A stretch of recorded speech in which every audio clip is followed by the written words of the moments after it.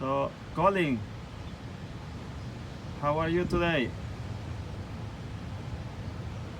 Very good right now. Not so good earlier. That's good. Um, Tell me about yourself. What are you think about Indian people? I wish very much that their wisdom was disseminated a great deal more in American society. But I mean, throughout the Americas, um, and it's horrifying to see yet another example of how Native peoples have been denigrated. If you look not in the US, but in Canada, where they found all these remains, the Indians in the Indian school, just in the last week. It's utterly horrifying. Things like that have happened throughout the Americas, and of course with indigenous people in Australia. New Zealand is a little different because the Maori always had numbers and power. So Europeans were never quite at the point where they could simply try to crush them and assimilate them.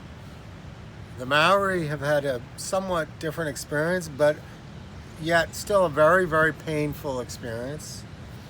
And this is universal. Um, and modern people are missing the wisdom, whether it has to do with the environment, which people are going to learn very, very harsh, painful lessons about.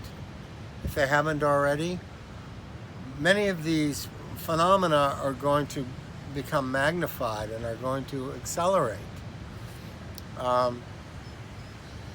But even beyond that, I'll give you an example, a micro example. Here on Nantucket Island, considered one of the world's greatest islands, okay?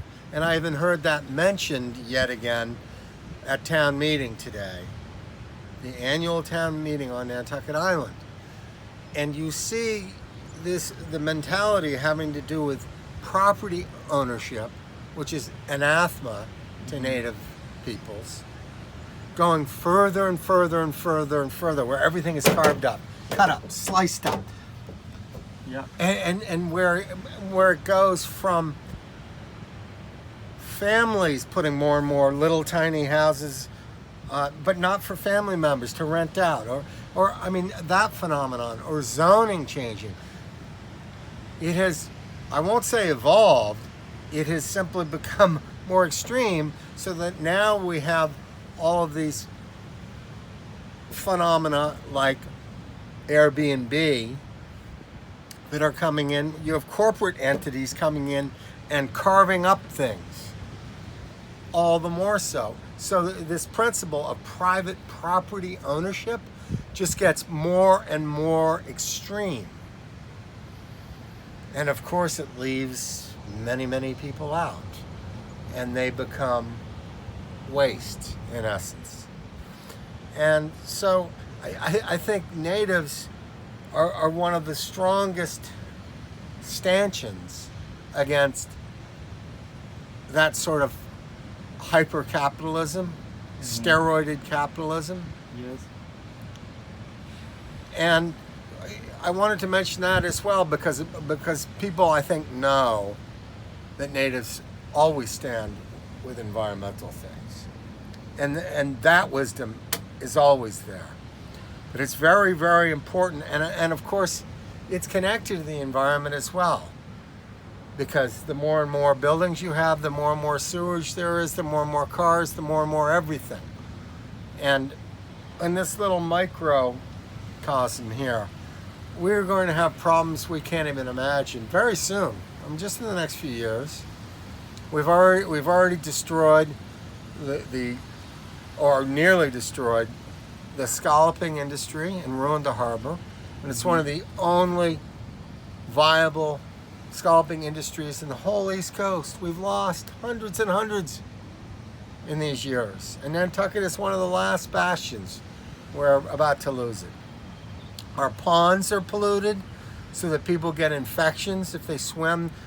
For parts of summers, there are signs you'll get infections from the algae.